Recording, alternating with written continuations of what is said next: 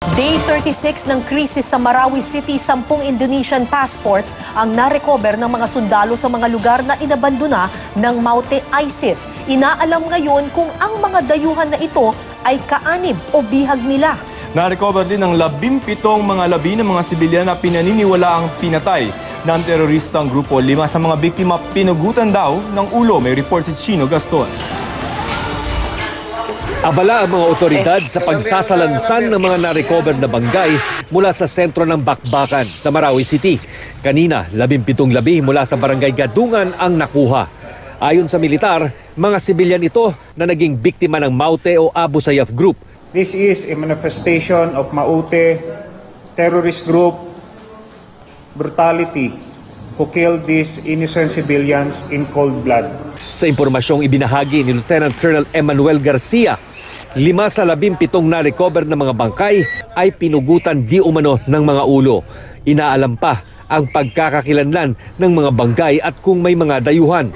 27 sibilyan ang naitalang nasawi mula nung sumiklab ang gulo sa Marawi. Pero ayon sa militar, malamang madadagdagan pa ang bilang na ito. In the earlier days of the fighting, there was sufficient proof to believe that there were executions conducted from inside Marawi. But we continue to get validation of this information as well from people also who come from inside Marawi who have escaped. Nakuha rin ng mga sundalo ang ilang pasaporte ng mga Indonesian nationals. Nagbigay rin ang kanilang mga Indonesian counterparts ng mga passport pictures ng iba pang Indonesian nationals na pinaniniwalaang nasa Marawi City. Kabilang dito ang isang babae. Nakita raw ang mga passports sa mga gamit na iniwan sa mga bahay na dating hawak ng Maute at Abu Sayyaf fighters.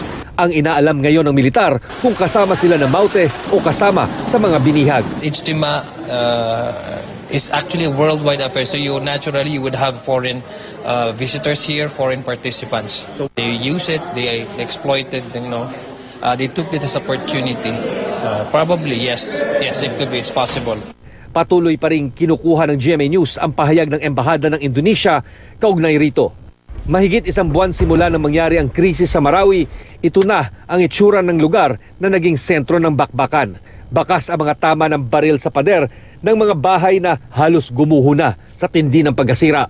Kita rin sa mga establisyamento ang pinsalang tinamo kasunod ng hindi na mabilang na airstrike. May ilang gusali namang tuluyan ang bumigay sa tindi ng bakbakan.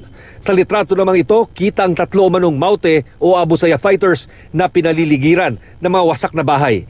Kuha ito sa ibaba ng Islamic Center na nasa sentro ng Marawi. Hindi pa matiyak sa ngayon kung ang nasa litratong ito ay isang bangkay na nakakalat sa kalsada. Dumating naman sa Marawi City si Catalino Coy, ang officer in charge ngayon ng Department of Interior and Local Government. Aniya, di pa raw matukoy sa ngayon kung gaano kalaki ang kailangan para muling ibangon ang Marawi. Pero may nakalaan na raw na 10 bilyong pisong ayuda sa lungsod. Primary purpose ng lakad namin dito sa DILG, siyempre, to see na yung local government is functioning and yung preparation na for the rehabilitation portion. Yung mga assessment sa mga damages on the government infrastructure. Walang fixed date, but I feel it's very soon.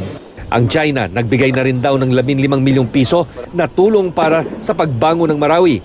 Personal itong iniabot ni Chinese Ambassador to the Philippines, Zhao Jinghua, kay Pangulong Rodrigo Duterte. Mula Marawi City, Chino Gaston, GMA News.